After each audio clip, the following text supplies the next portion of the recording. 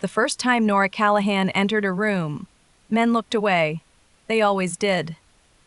She had learned to expect it, the quick glance, the flinch, the sudden fascination with boots or ceiling beams or anything at all that wasn't her face. She had learned to move quickly, to keep her head angled just so, to position the fall of her hair like armor. She had learned that invisibility was a kind of mercy, both for herself and for those who couldn't bear to look.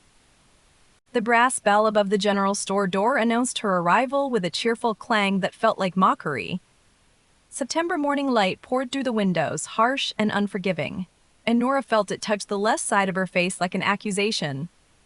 The ridged tissue along her cheek and jaw, the mottled skin that crawled down her neck and disappeared beneath her high collar, all of it illuminated for anyone who cared to see. No one cared to see. The two women at the counter turned at the sound of the bell, their conversation dying mid-sentence. Nora recognized Agnes Harrow, the store owner, silver-haired and sharp-eyed, the kind of woman who collected gossip like other women collected thimbles. The woman beside her was younger, a rancher's wife whose name Nora had never learned because learning names meant making connections, and connections required being seen. Both women looked away. Nora moved to the fabric section with practiced efficiency. 12 spools of thread, 6 white, 4 brown, 2 black. 3 yards of muslin for the Hendricks order. She selected each item without lingering, her fingers quick and sure, her eyes fixed on the task rather than the people around her. Behind her, Agnes's voice dropped to what the older woman probably thought was a whisper. Poor thing, at least she keeps to herself. Saves everyone the discomfort. Nora's hands didn't falter. She had heard worse. She had heard much, much worse. She gathered her items and carried them to the counter, keeping her scarred side angled away from the light, keeping her eyes down, keeping herself small and unobtrusive and forgettable. $1.45. Agnes said, her voice loud and overly cheerful in that way people used when they were trying to pretend everything was normal. Her gaze fixed somewhere over Nora's left shoulder. Will that be all, Miss Callahan? Yes, thank you. Nora counted out the coins from her purse, careful, precise, avoiding any possibility of their fingers touching. She gathered her purchases and turned toward the door, already calculating the fastest route back to her cabin, already planning the rest of her day in the blessed solitude of her sewing room. The door swung open before she reached it. A man stepped through, tall, broad-shouldered, wearing a dark coat and a weathered hat that had seen better days. He moved aside to let her pass, and in that moment their eyes met. Nora braced herself. The flinch, the quick look away, the sudden pressing need to be elsewhere. But his eyes held steady. Dark eyes, she noticed. Dark and quiet and completely still on her face. Not avoiding, not flinching.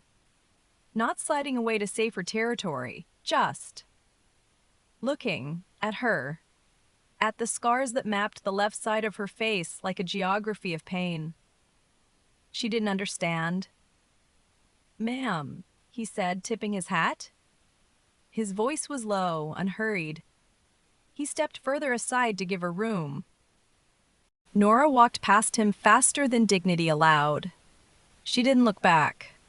She didn't want to see the moment when the steadiness broke, when he realized what he'd been looking at, when the familiar revulsion crept into those dark eyes. She made it to the boardwalk before she let herself breathe. Strange, she thought. Strange and unsettling, and surely a mistake. Surely he simply hadn't seen clearly. Surely the angle of light, the shadow of his hat brim, the briefness of the encounter, surely something had prevented him from truly seeing. Because no one looked at her like that. No one. Nora's cabin sat at the edge of Silver Creek, Montana, far enough from town that she could pretend she wasn't part of it. 4 rooms, a kitchen, a sitting room that doubled as her sewing space, a small bedroom. and a storeroom she'd converted into a fitting area. 8 rows of vegetables in the garden she tended every morning.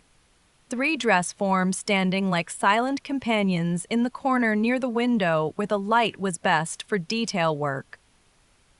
She had built this life deliberately, carefully, the way a woman builds a fortress.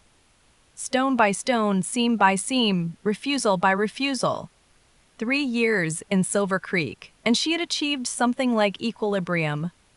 The town needed her skills. She was the only seamstress for 40 miles, but they didn't need her presence. She could exist in the margins, taking measurements in the dim corners of her fitting room, delivering finished garments before dawn or after dusk, conducting her business through written notes and quiet transactions. It wasn't happiness, but it was survival. And survival, as Nora had learned 4 years ago when the ceiling collapsed and the flames took everything except her, was not nothing. She was pinning a hymn when the knock came, 3 sharp raps. Confident, but not aggressive. She set down her pins and went to the door, expecting a customer with an urgent need, steeling herself for the interaction. Dr. Harlan Webb stood on her doorstep, holding a Sunday coat with a torn sleeve. "Miss Callahan," he smiled, his weathered face crinkling around eyes that had seen too much death and too much healing to be bothered by scars. "I'm hoping you can work a miracle before next week's service." Caught it on a nail, and I'm afraid my surgical skills don't extend to tailoring. Nora stepped back to let him in. Dr. Webb was the only person in Silver Creek who looked at her directly, and she had never figured out whether this was because he was a physician accustomed to damaged bodies, or because he was simply a decent man, or because he was 64 years old and had stopped caring what anyone thought about anything. "Let me see," she said, taking the coat. The tear was clean, easily mended. "I can have this ready by Thursday." Thursday would be perfect. He settled into the chair she kept for clients. Uninvited, but not unwelcome. "How are you, Nora?" The question was genuine. It always was, with Dr. Webb. That was the problem. "Well enough." She examined the fabric, planning her approach. "Business is steady. Business isn't what I asked." Nora didn't answer. She crossed to her work table and selected a spool of thread, matching the color to the coat's fabric. In the silence, she could hear Dr. Webb settling more comfortably into the chair, preparing to wait her out. "I saw Caleb Mercer in town today," he said eventually, when it became clear she wasn't going to volunteer anything. "Did you know he'd come back?" The name meant nothing to her. No. The Mercer boy. Well, I suppose he's not a boy anymore. Must be 38 now. His family owned the big spread out past the river. He left about 8 years ago. After his wife passed, Dr. Webb paused. Catherine, fever took her. He was devastated, sold everything and headed east. Said he couldn't stand to look at these mountains anymore. Nora threaded her needle, keeping her eyes on her work. She didn't ask why Dr. Webb was telling her this. She had learned that he would tell her regardless. He's bought the ranch back. Moved into the old house last month. Been fixing it up, hiring hands. Dr. Webb's voice softened. Good man. Quiet, though. Carries his own weight of grief. Most people do. True enough. Dr. Webb watched her work for a moment. He asked about you, actually. When I mentioned I was heading out here. Asked who the seamstress was. Nora's hands stilled. Why? He needs curtains. The old ones rotted through. 15 windows, he said. She resumed stitching. He can order from the catalog in Helena. He could, but he'd rather support local business. His words, not mine. Dr. Webb leaned forward. He's a good man, Nora. Lost his wife, lost his home. Spent 8 years trying to outrun his own shadow. And he came back anyway. That takes a particular kind of courage. Nora didn't respond. She didn't know what she was supposed to say. She didn't know why Dr. Webb was telling her about a stranger's grief, a stranger's courage, a stranger's return to a place that held nothing but ghosts. You know, Dr. Webb said quietly, I treated your burns when you first came to Silver Creek. You probably don't remember. You were half out of your mind with fever and pain. But I remember. Nora's needle paused. I remember thinking that anyone who survived what you survived had more fight in them than most people see in a lifetime. The burns should have killed you. The infection after should have killed you. Your lungs, your blood, the sheer trauma of it all, any doctor would have written you off as lost. He paused. But you didn't die. Your body refused to give up. I'm not sure that's courage. Her voice came out rough. I'm not sure that's anything but bad luck. Dr. Webb shook his head. Scars are just skin, remembering how hard it fought to survive. Your face healed because your body refused to give up.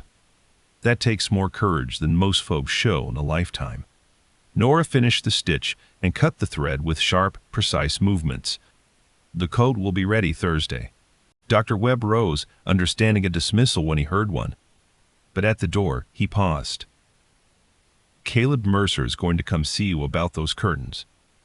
I gave him your address. I hope that's all right. Nora didn't look up. It's your coat, Dr. Webb. You can tell whoever you like, whatever you like. He chuckled softly. Thursday then? Thank you, Nora.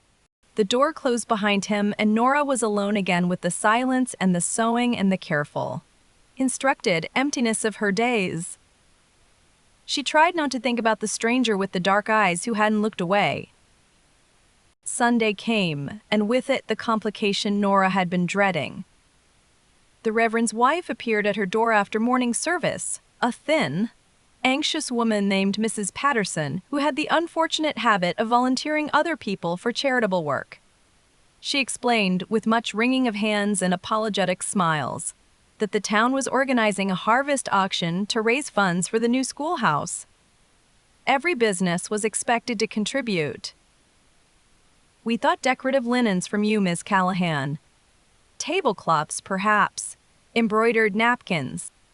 Something lovely that the ladies could bid on. Nora agreed. She had no choice. Refusing would mark her as uncharitable, and uncharitable people in small towns became targets. She would make the linens. She would donate them. She would dash EOL. And of course, you'll need to be there to present them. During the auction, it's in 2 weeks, at the town square. Nora's stomach dropped. I'm not sure that's dash EOL. Everyone participates, Miss Callahan. Mrs. Patterson's voice carried the steel of a woman who had learned to mask commands as suggestions. It's for the children. 2 weeks. 2 weeks to prepare. 2 weeks of knowing that she would have to stand in the town square in daylight, with everyone looking at her. Not at her work. At her. The committee has assigned auction items to all the local businesses, Mrs. Patterson continued, oblivious to Nora's distress. The Mercer Ranch will be providing the main livestock, 12 cattle, 4 horses. You'll be working adjacent tables, actually. How convenient. Nora closed her eyes. Of course the universe would arrange it so that she would spend an entire day standing next to the stranger who hadn't looked away, giving him ample opportunity to realize his mistake. 2 weeks, she said. I'll have the linens ready. Mrs. Patterson left with effusive thanks, and Nora stood in her doorway watching the woman's retreating figure until she disappeared around the bend in the road. 2 weeks. She could survive 2 weeks. He came that evening, just as the sun was setting and the light had turned soft and forgiving. Nora heard the horse before she heard the knock. Steady hoofbeats coming up the path, slowing, stopping. Then the 3 raps on her door, the same confident rhythm she would come to recognize. She opened the door, and there he was. The man from the general store. The stranger with the dark eyes.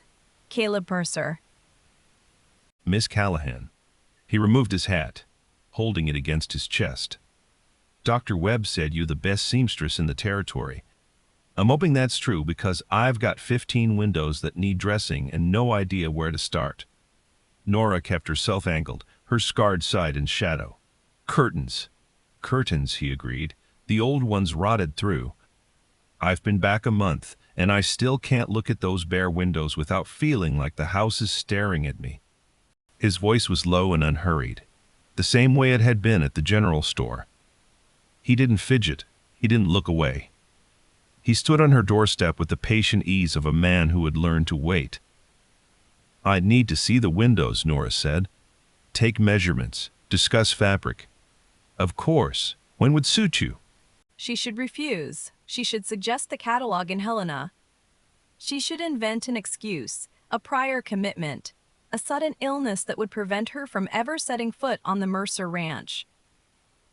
But the evening light was kind, and his eyes were steady, and she was so tired of refusing everything. "Thursday," she heard herself say. "After I delivered Dr. Webb's coat." Caleb Mercer smiled. It transformed his face, softened the hard lines, warmed the dark eyes. "Thursday, then. I'll make sure the coffee's fresh." He put his hat back on, tipped it to her, and walked back to his horse. Nora watched him mount with the easy grace of a man who'd spent his life in the saddle, watched him turn the horse toward the road, watched him ride away without looking back. She stood in her doorway until the hoofbeats faded into silence. Thursday. She had agreed to Thursday. What had she done? The Mercer ranch was larger than Nora had expected. She had anticipated something modest, a returning son, buying back what he could afford of his family's legacy. But the spread that emerged as she crested the final hill stretched farther than she could see. 2,400 acres, Dr. Webb had mentioned casually. A main house with 2 stories and a wraparound porch. 3 outbuildings, barn, stable, corrals filled with cattle. A windmill turning lazily in the autumn breeze. This was not a modest homecoming. This was wealth. Caleb met her at the hitching post, dressed in work clothes despite the obvious prosperity around him. His hands, when he helped her down from her horse, were calloused and rough.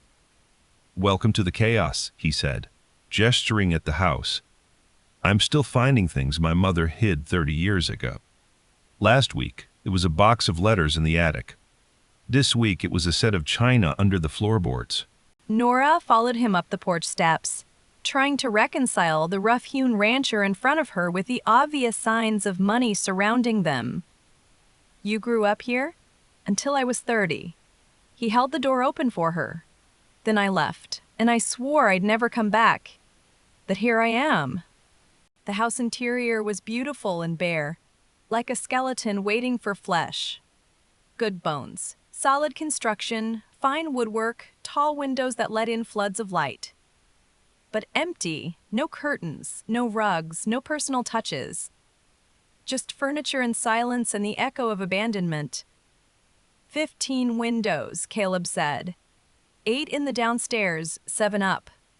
I've got measurements for most of them, but I figured you'd want to check. Nora pulled out her measuring tape. "Show me." They moved through the house together, room by room. Caleb held the tape while she recorded numbers in her notebook. 8 feet by 6 feet for the parlor windows. 4 feet by 3 feet for the study. The kitchen faced east. She suggested lighter fabric to let in the morning sun. The bedroom faced west, heavier drapes to block the glare. As they worked, he talked. Not nervously, the way some men did around silence, but thoughtfully. He told her about his mother's favorite view, the sitting room window that looked out over the distant mountains. His father's reading corner, the small study where a single window caught the afternoon light perfectly. The room at the end of the hall where he and Catherine had planned to put the nursery before everything changed. "We were married 3 years," he said, pausing at that window. "Fever took her on the 4th anniversary of the day we met. The doctor said it was quick. I'm not sure if that's supposed to be a comfort." Nora wrote down the window measurements. "There's no comfort, not really. Just different shapes of grief." He looked at her then, really looked, the way he had at the general store. "You know that." It wasn't a question. "I lost my parents in a fire 4 years ago." The words came out before she could stop them, before she could remember that she didn't share this, didn't talk about this, Didn't let anyone see the depth of what she carried. I was 27. I woke up to smoke and tried to reach my mother. The ceiling collapsed. She touched her scarred cheek without thinking, then dropped her hand. Caleb didn't look away. I'm sorry. So am I. They finished the measurements in silence, but it was a different silence now.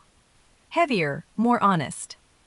The silence of two people who understood that some wounds never fully closed.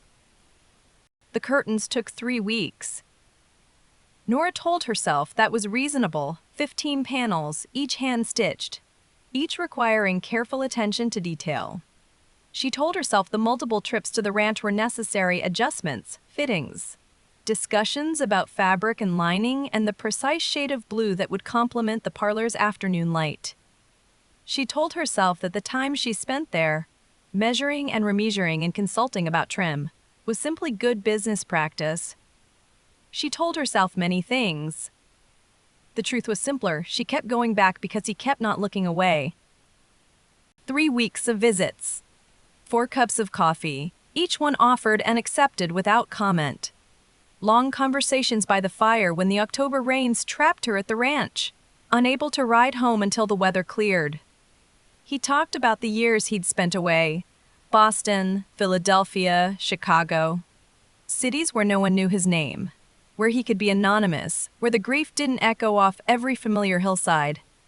He talked about why he'd come back, the realization that running didn't help, that the grief followed wherever he went, that eventually you had to stop and face what you'd lost. Some wounds, he said one evening, sitting across from her in the fading firelight.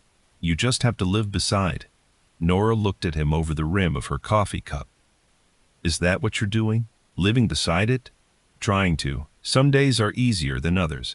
He paused. What about you? She didn't answer immediately. Outside, the rain had softened to a gentle patter against the windows. Inside, the fire crackled and popped, filling the silence with warmth. I thought hiding would help, she said finally. I thought if I could make myself invisible, the pain would have nothing to attach to. But it doesn't work that way. The pain attaches anyway. It just doesn't have anywhere to go. Caleb leaned forward slightly. So what do? I sew. I garden. I keep busy. She traced the edge of her cup with one finger. I tell myself that survival is enough. That not everyone gets to be happy, but everyone gets to endure. And endurance isn't nothing. No, he agreed quietly. Endurance isn't nothing. Their fingers brushed when she passed him a fabric sample. She pulled her hand back quickly, instinctively. He didn't comment. He never commented. But his eyes stayed on her face, steady and dark and patient. Caleb Mercer showing kindness to the Callahan woman? Agnes Harrow's voice carried across the general store with the precision of a woman who wanted to be overheard. He's probably just lonely, any port in a storm. Nora wasn't supposed to hear. She was in the back of the store examining thread, hidden behind a display of fabric bolts. But Agnes's whisper had the penetrating quality of all good gossip, and Nora heard every word. I give it a month, another woman replied, the rancher's wife from Nora's first visit. Once the novelty wears off, he'll come to his senses. Men like that don't settle for. Well, you know, she must be desperate throwing herself at him like that. I heard she rides out to his ranch every other day. Unchaperoned. Can you imagine? She doesn't have the shame God gave a house cat. But then, I suppose when you look like that, you can't afford to be picky. Nora set down the thread she'd been examining. Her hands were steady. Her face was still. She had years of practice holding herself together when the world tried to break her apart.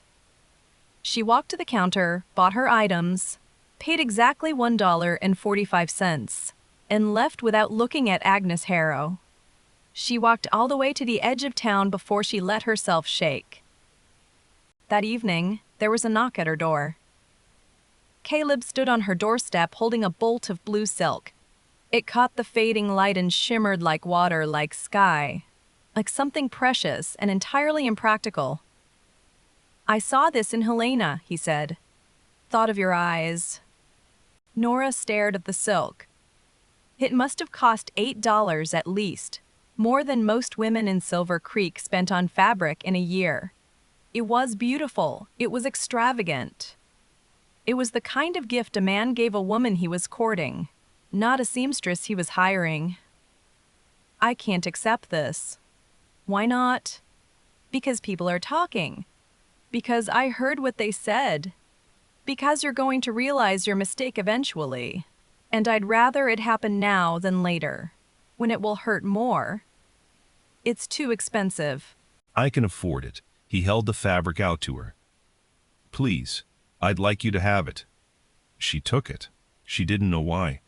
She took the silk and held it against her chest and felt the cool slide of it beneath her fingers.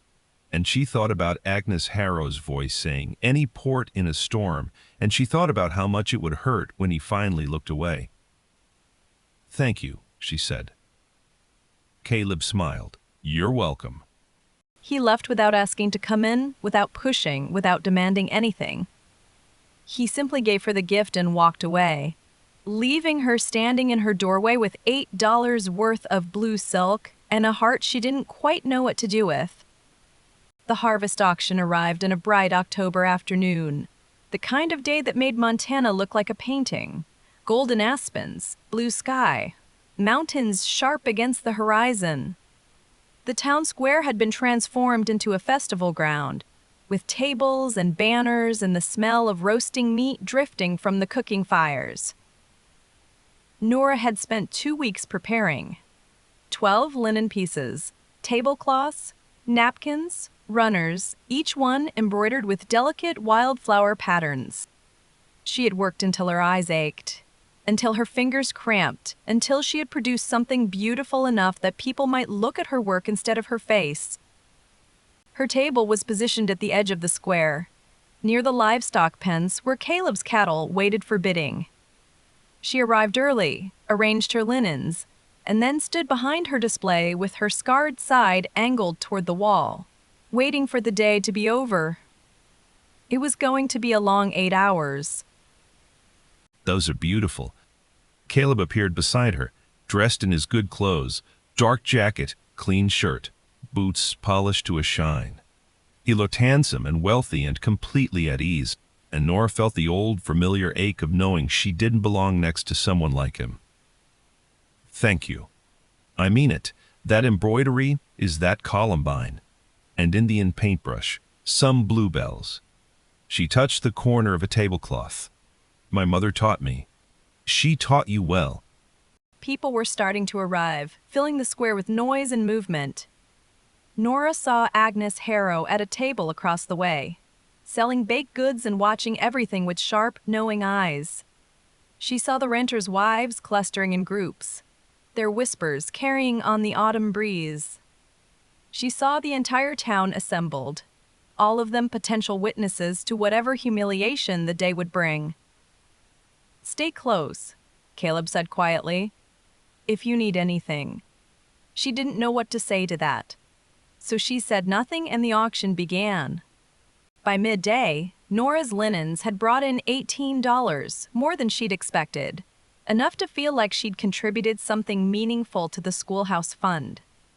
Caleb's cattle had sold for $45 a head on average, making him the highest contributor by far. The festival atmosphere was in full swing, with music and laughter and the kind of small-town celebration that usually made Nora want to disappear. But Caleb kept appearing at her table between his own obligations, bringing her cups of cider, checking that she had eaten, standing beside her when the crowds got too thick, his presence a silent shield against the worst of the staring. She didn't know what to do with this kindness. She didn't know how to trust it. "Mercer." The voice cut through the crowd noise like a blade. Nora turned to see Jasper Finch approaching, the banker's son, 28 years old and convinced that his father's money made him important. He was grinning, but it was the kind of grin that preceded cruelty. I've been watching you all day, Jasper said, loud enough for the nearby tables to hear. Running back and forth to the seamstress's booth like a dog on a string. I didn't know your taste ran to damaged goods. He paused, savoring the words. Or is this just charity work? Something to make you feel better about all that money you've got sitting around?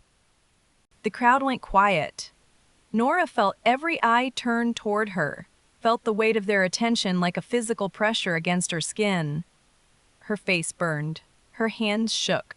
She looked down at her table, at the beautiful linens she'd made, and willed herself to disappear. Then Caleb moved. He didn't shout. He didn't swing. He simply stepped closer to Nora, closer than propriety allowed, close enough that his shoulder brushed hers, close enough that everyone watching could see exactly where he stood. I think you should leave, he said to Jasper. His voice was quiet, but it carried. Now. Jasper's grin faltered. I was just -EOL. Now. Something in Caleb's eyes made the younger man step back. Jasper laughed nervously, trying to recover his composure, and retreated into the crowd with a muttered comment about no sense of humor. The noise of the festival resumed. People turned back to their conversations, their transactions, their own small dramas. But Nora stood frozen at her table, unable to move, unable to breathe. Caleb stayed beside her for the rest of the afternoon. He walked her home as the sun was setting, leading both horses along the dusty road while Nora walked beside him in silence. She didn't know what to say. She didn't know how to process what had happened, the public humiliation, the unexpected defense, the way he'd positioned himself like a shield between her and the cruelty. At her door, he stopped. "I'm sorry you had to hear that." Nora shook her head. "I've heard worse. That doesn't make it right." She looked up at him, really looked, for the first time since the festival began. His face was set in hard lines, his jaw tight with anger he hadn't expressed. Anger on her behalf. Anger at the kind of casual cruelty she had learned to accept as inevitable. "Why?" she heard herself ask.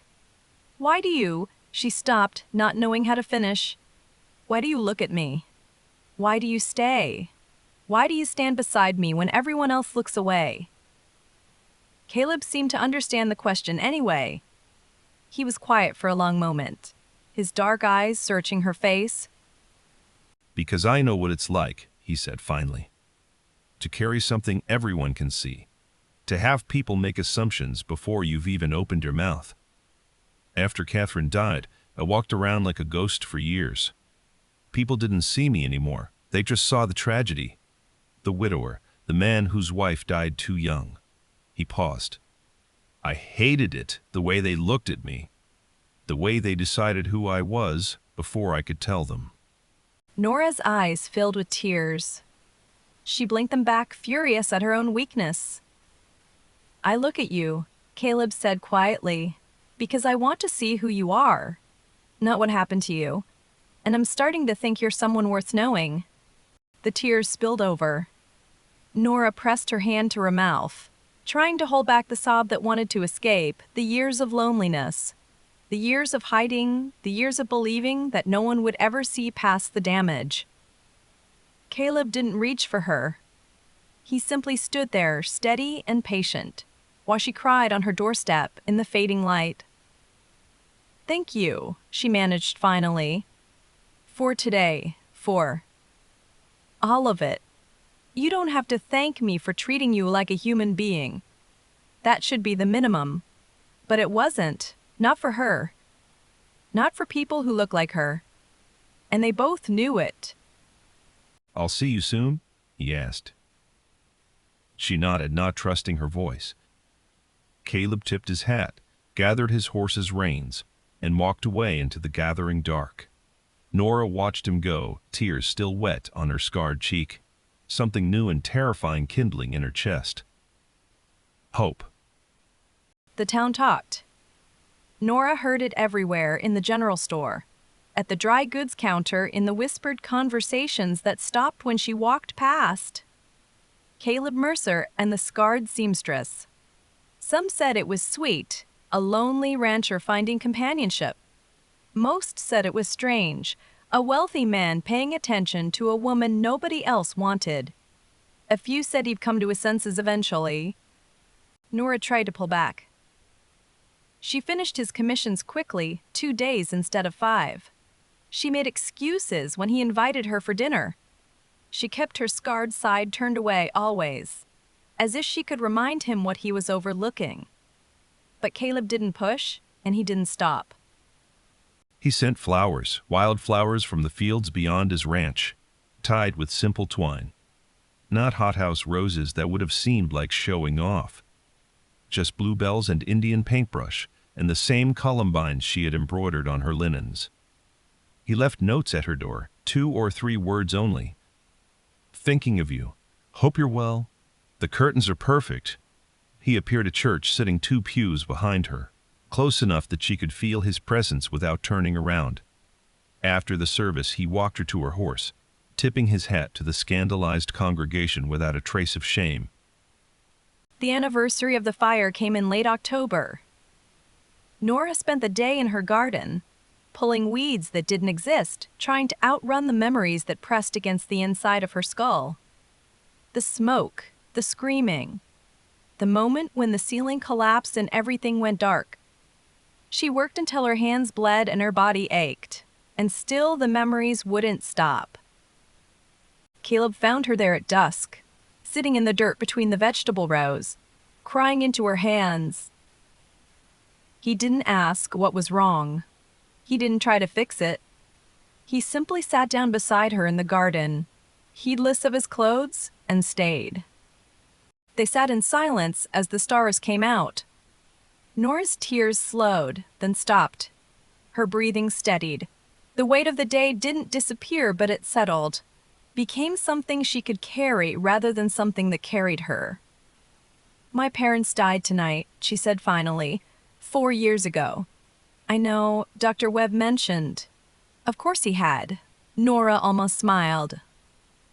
"I tried to save my mother," she said, the words coming out rough and broken. "I woke up to smoke, and I could hear her calling for me, and I ran toward the fire instead of away from it. The ceiling came down. I don't remember much after that, just pain and darkness, and someone carrying me out. By the time I woke up in Dr. Webb's clinic, they were both gone." Caleb was quiet for a long moment. "That's how you got the scars." "Yes." "You ran toward the fire." "Yes." He turned to look at her in the darkness. "That's the bravest thing I've ever heard." Nora shook her head. "It was stupid. I should have run away. I should have saved myself and gotten help. Instead, I ran into a burning building and almost died. And my parents died anyway, and all I have to show for it is—" She touched her face. "This. You have more than that." Caleb's voice was gentle but firm. "You have proof that you love them enough to try. You have evidence that your instinct, when everything was falling apart, was to run toward them instead of away. That's not nothing, Nora. That's everything." She looked at him through the darkness. This man who kept seeing things in her that she couldn't see in herself. "I don't know how to do this," she whispered. "I don't know how to let someone see me. You're doing it right now." The Reverend's wife came to call in early November.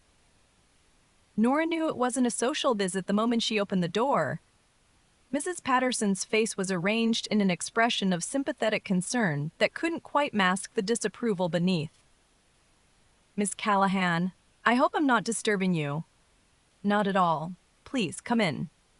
They sat in Nora's small parlor, and Mrs. Patterson made uncomfortable small talk about the weather and the upcoming winter and the success of the harvest auction.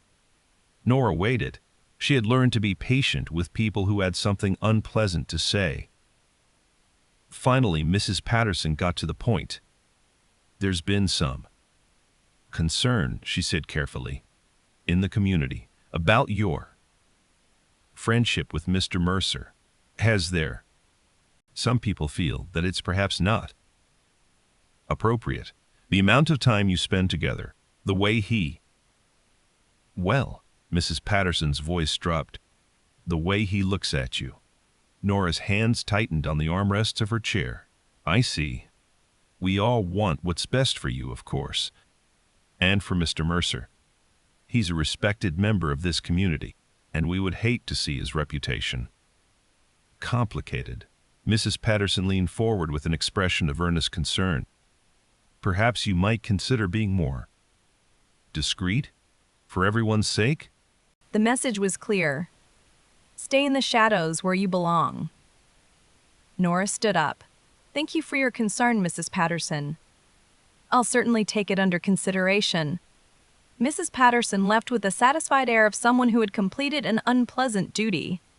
Nora closed the door behind her and stood in her empty parlor, shaking with a rage she didn't know how to express.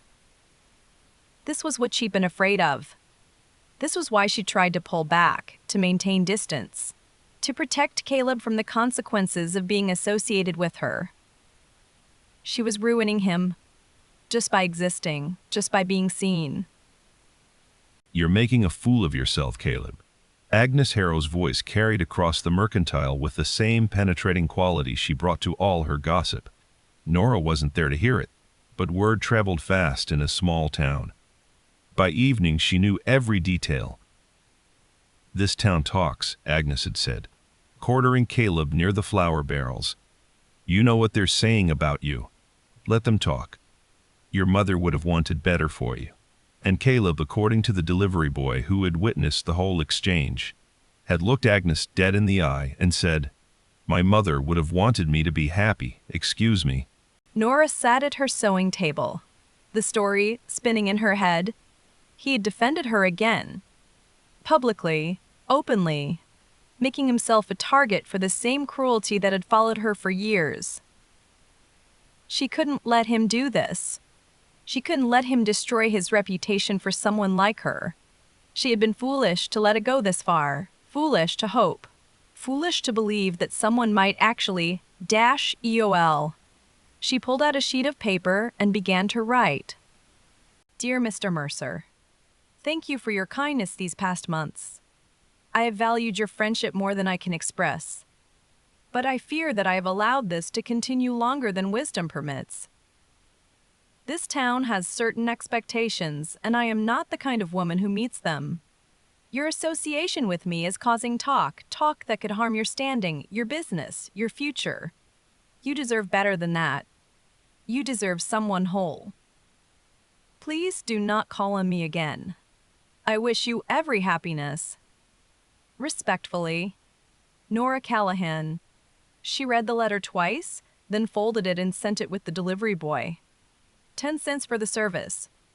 A small price for the severing of something that had started to feel like hope. That evening, hoofbeats pounded up her road. The knock was urgent. Nora, Caleb's voice through the wood. Nora, open the door. She pressed her hand flat against the doorframe, said nothing. I got your letter. I don't accept it. Her throat tightened. Nora, please. I don't want someone whole. I want someone real. I want someone who understands what it means to carry something. I want someone brave enough to run toward a fire. His voice dropped, soft and rough. I want you. She squeezed her eyes shut. Tears leaked through anyway. I know you're scared, he said. I'm scared too. I spent 8 years running from love because the last time I felt it, it destroyed me. I swore I'd never let myself feel that again. And then I met you, and you were hiding behind your hair, and you were so determined not to be seen. And all I could think was, he stopped, drew a breath. All I could think was that you were the bravest, most beautiful thing I'd ever seen. And I wanted to spend the rest of my life proving to you that you deserve to be looked at. Nora's hand shook against the door. She wanted to open it. She wanted to let him in. She wanted to believe the impossible things he was saying. But she had looked in the mirror. She knew what she was. And she couldn't bear the thought of watching him realize it, too. Go home, Caleb, she whispered. Please. Silence. Long, terrible silence. Then his footsteps, retreating. The creak of leather as he mounted his horse. the hoofbeats fading into the distance, leaving her alone with the ache of what she'd thrown away. That night, Nora lit every lamp in her cabin and sat down in front of her mirror. She hadn't really looked, in years. She had learned to avert her eyes, to focus on the task of pinning her hair or buttoning her collar, to avoid the evidence of what the fire had done. But tonight, she made herself see. The scars began just below her left eye, a raised ridge of tissue that ran along her cheekbone and curved down toward her jaw. Below that, the damage spread in waves, mottled patches of discolored skin, puckered tissue where the burns had been deepest, a map of pain that traced the path of falling embers and collapsing beams. Her neck was worse. The skin there looked melted, pulled tight in some places and loose in others, descending beneath her collar to territory she rarely examined. She reached up and touched her face the way Caleb might touch it. Gently, carefully, tracing the geography of her survival. This was what she was asking him to love. This ruin, this evidence of the worst moment of her life, written on her skin for everyone to see. She couldn't imagine anyone touching this face with tenderness. She couldn't imagine anyone calling this beautiful. But Caleb had. He had looked at her, truly looked, and he had seen something worth knowing, something worth defending, something worth standing beside. What if he was right? What if the only person who thought she was unlovable was herself? Dr. Webb came the next day. He didn't knock, just let himself in the way he always did, settling into her client chair like he belonged there. He didn't speak for a long moment, just sat and watched her work on a hem that didn't need working. "I heard about the letter," he said finally. "Of course you did. I also heard about what happened after. Caleb came to see me last night, looking like someone had kicked him in the chest." Dr. Webb paused. "He loves you, you know."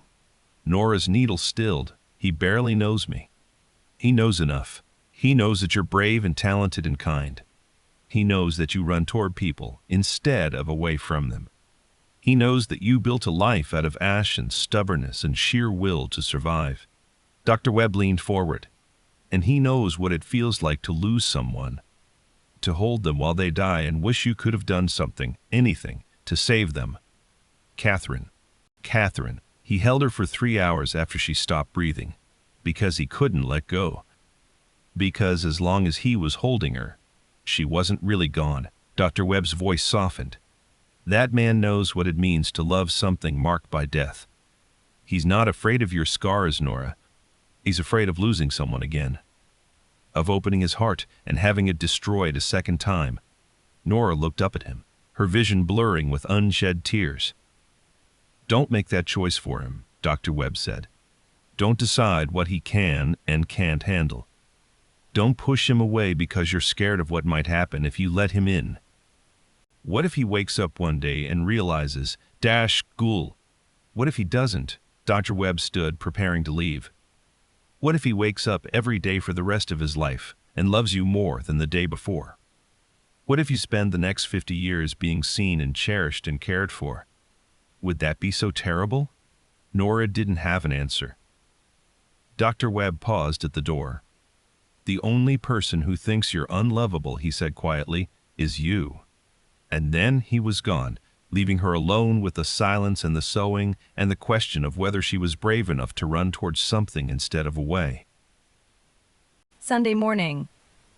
The church was full when Nora arrived, every pew packed with the faithful and the curious and the gossips eager to see what would happen next in the drama of the scarred seamstress and the millionaire rancher.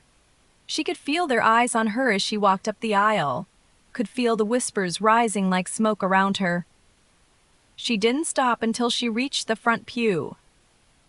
She sat down facing forward, her scarred side fully visible to the entire congregation. No angling, no hiding. No careful positioning of her hair to create shadows where the damage could disappear. Just herself, all of herself, in full light. The whispers intensified. She ignored them. The service began. The Reverend preached about mercy and compassion and the love of a God who saw the hearts of his children rather than their outward appearance. Nora barely heard him. She was too focused on breathing, on keeping her spine straight, on not running for the door like every instinct demanded. Behind her, the church doors opened. She didn't turn around, but she knew. She felt his presence the way she had learned to feel the weather, an awareness that lived in her bones. Caleb walked up the aisle. She heard the whispers follow him, heard the scandalized murmurs as he passed pew after pew without stopping. And then he was beside her, sliding into the front pew, sitting so close that his shoulder brushed hers. "You came," he said quietly. "I came. You're not hiding." "No, no." He didn't say anything else. He just sat beside her, present and steady, while the congregation washed and the Reverend preached and the autumn sunlight poured through the windows. After the service, Agnes Harrow approached them outside the church. Her face was set in an expression Nora couldn't quite read. Something caught between disapproval and confusion, and something that might have been respect. "Miss Callahan." Agnes's eyes swept over Nora's face, lingering on the scars she had spent so long hiding. "You look..." "Well, thank you, Mrs. Harrow." Agnes hesitated, clearly wanting to say something more, something sharp and cutting and mean. But Nora stood in the sunlight with her scars visible and her chin lifted.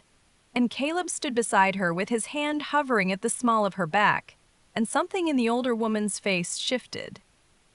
She nodded once, abruptly, and walked away. Caleb walked Nora home through the golden October afternoon. At her door, she stopped and turned to face him. "I was wrong to send that letter. I know. I'm still scared. So am I." She looked at him. This man who had seen her clearly from the first moment, who had kept seeing her even when she tried to disappear. "Will you come in?" He smiled. "I thought you'd never ask." The cabin was quiet in the lamplight. They sat by the fire, coffee cups cooling in their hands, conversation drifting into comfortable silence. The room felt different with him in it, warmer somehow, less empty. "I want to tell you something," Nora said, "about the fire." Caleb set down his cup. "Only if you want to." She did want to. That was the strange thing. She had spent 4 years never talking about it, and now she wanted him to know everything. "I remember the heat," she said slowly, "and the smoke, and my mother's voice calling for me. I remember running through the hallway, trying to reach her, and the ceiling coming down. And," she touched her face, "and then nothing, just pain and then darkness. You survived. Barely. Dr. Webb said I shouldn't have. The burns, the infection, everything that happened after, any of it could have killed me. But I kept waking up. Day after day, no matter how much I wanted to stop. Why did you want to stop?" The question was quiet, direct. No judgment in it, just a desire to understand. "Because I looked in the mirror," Nora said, "and I saw what was left. And I thought, who could ever love this? Who could ever look at this face and see anything but damage? It seemed easier to disappear, to become invisible, to stop hoping for anything more than survival." Caleb moved then, slowly, deliberately, giving her time to pull away. He knelt in front of her chair and took her hands in his. "Look at me," he said. She did. His eyes were dark and steady, the same way they'd been from the first moment. No flinching, no looking away. "I'm going to touch your face," he said. "If you'll let me." Her heart pounded. "Caleb-eel willin'. If you want me to stop, say the word. But I need you to know." His voice roughened. "I need you to understand what I see when I look at you." She nodded, barely breathing. He reached up slowly and cupped her face in his hands. Both hands, scarred side and smooth side together, as if there were no difference between them. Then his thumb traced the ridge along her jaw. Nora's breath caught. She braced herself for the revulsion, the recoil, the moment when you would realize what he was touching and pull away. It didn't come. His fingers followed the map of healed tissue down her neck, 2 inches, 4 inches, following every ridge and valley with infinite gentleness. "These," he said quietly, "are where you fought to survive." Her eyes filled with tears. His thumb traced another scar, the one near her eye, the one that made her look permanently sad. "This is where the fire tried to take you." A tear spilled over. "And this," he cupped her face more fully, his palms warm against her damaged skin. "This is the most beautiful thing I've ever touched." She broke. Years of shame, years of hiding, years of believing she was unmarked for love, all of it shattered in the face of his gentleness. She cried the way she hadn't cried since the fire itself, great heaving sobs that shook her whole body. Caleb gathered her into his arms and held her while she wept. He didn't shush her or try to make her stop. He just held on steady and solid, his heartbeat a rhythm against her ear. When the crying finally slowed, she pulled back to look at him. His eyes were wet too. "I want to see you," she whispered. "All of you." "Then look." She reached up and touched his face the way he had touched hers. The lines around his eyes, grief lines, she realized, carved by years of missing Catherine. The tension in his jaw, fear, maybe, of losing someone again. The hope that was slowly replacing the sorrow. "You're not what I expected," she said. "Neither are you." He brushed a tear from her cheek, the scarred one, with his thumb. "You're better." The winter passed like a held breath. Caleb came to her cabin almost every day. Sometimes they worked. He would mend tack in her sitting room while she sewed, their silence comfortable and companionable. Sometimes they talked about the past, about the future, about the strange and terrifying process of learning to trust again. Sometimes he simply held her hand by the fire and let the hours slip away. The town talked, of course. The town always talked. But Nora found she cared less about the whispers with each passing week. Let them talk. Let them wonder. She had spent too long caring what other people thought, and it had nearly cost her everything that mattered. Spring arrived in April, turning the mountains green and filling the air with the smell of wildflowers. Caleb asked her to marry him on a Tuesday afternoon, kneeling in her vegetable garden with mud on his knees and hope in his eyes. "I know it's not the most romantic setting," he said. "I was going to wait for the perfect moment, moonlight, violins, the whole thing. But then I saw you out here, and I thought, why wait? Why pretend that our life together needs to be perfect to be good?" Nora looked down at him, this man who had changed everything. Her scarred face was bare to the afternoon sun. Her hair was pinned back carelessly. She was wearing her oldest work dress, stained with garden soil. She had never felt more beautiful. "Yes," she said. The wedding was in June. The whole town came, even the skeptics, even the gossips, even Agnes Harrow with her sharp eyes and her sharper tongue. They filled the church pews and spilled out onto the steps, everyone craning for a glimpse of the couple who had scandalized them all winter. Nora wore white. Her dress was simple, elegant, handmade by her own hands, from fabric Caleb had bought in Helena. She wore her hair pinned up, her scars fully visible. No hiding, no shadows, no apologies. She walked up the aisle alone. She had no father to give her away, no family left at all. But as she walked, she saw the faces watching her. Some were shocked, still unable to look at her scars without flinching. But others, Dr. Webb in the front row, beaming with paternal pride. The delivery boy who had carried all those messages. Grinning like this was his own triumph. Even Mrs. Patterson looking slightly shamefaced but present nonetheless. At the altar, Caleb waited. His eyes never left her face. after the ceremony, after the vows and the rings and the kiss that made half the congregation gasp, Nora moved through the reception yard greeting well-wishers. And there, at the edge of the crowd, she saw her. A young girl, maybe 8 years old. Brown hair in braids. A burn scar on her left forearm that she was trying to hide under a too long sleeve. Nora recognized the posture.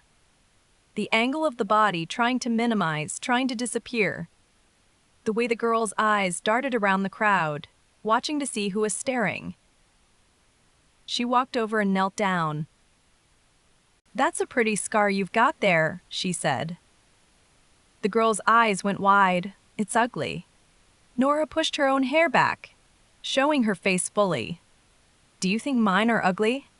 The girl studied her for a long moment, really looked, the way children do before they learn to avert their eyes. Then she shook her head slowly. "Then yours aren't ugly either." Nora reached out and gently touched the girl's sleeve. "Can I tell you something? A secret that most people don't know?" The girl nodded.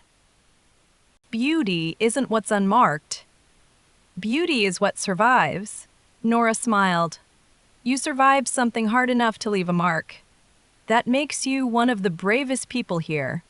The girl looked down at her arm. Her sleeve had ridden up, revealing the scar, a patch of puckered skin where hot water or flame had touched her. She touched it tentatively, the way Nora had touched her own face on that long-ago night. "It doesn't feel brave," she said. "It never does." Nora stood up. "But it is." She was turning back toward the reception when Agnes Harrow appeared at her elbow. The older woman's eyes were wet, actually wet, and her face was arranged in an expression Nora had never seen on her before. "I never thought I'd say this," Agnes said slowly, "but you're glowing. Maybe I was wrong about what beautiful means." Nora took her hand. "We all were." Summer evening. The Mercer Ranch stretched golden in the fading light. 2,400 acres of rolling hills and grazing cattle and the life Nora had never imagined for herself. She stood on the porch of the house with the 15 windows, watching the sun sink toward the mountains. She wore a dress that didn't hide her neck. Her hair was pinned up, her scars visible to anyone who cared to look. After all these months, she had stopped thinking about it, stopped calculating angles and shadows and the precise position of her chin. She was just herself, scarred and whole and loved. Arms wrapped around her waist from behind. Caleb's chin came to rest against her scarred cheek, fitting there like it belonged. Like it had always belonged. "Happy?" he asked. Terrified, she smiled. "But yes." He laughed softly, his breath warm against her ear. "That sounds about right." She turned in his arms to face him. The evening light caught his features, the grief that still lived in the lines around his eyes, the hope that had slowly replaced the sorrow, the love that transformed his whole face when he looked at her. "Thank you," she said, "for not looking away." He cupped her face in his hands, both hands, scarred side and smooth side together. "Thank you," he said, "for letting me see." The sun set over their land, painting the sky in shades of gold and rose. Somewhere in the distance, cattle lowed and horses whickered, and the windmill turned lazily in the evening breeze. The ranch settled into the gentle rhythms of nightfall. Inside the house, curtains hung in 15 windows, each one hand-stitched with love and patience and the quiet hope of belonging. The fire would be lit soon, and dinner would need making, and there would be 100 small tasks to fill the hours between now and sleep. But for this moment, they stood together on the porch and watched the darkness come. Scars and all, grief and all, fear and hope and love, all tangled together into something that felt like home. Nora leaned into Caleb's chest and let herself breathe. For the first time in 4 years, she didn't want to disappear. She wanted to be seen. And she was. The end.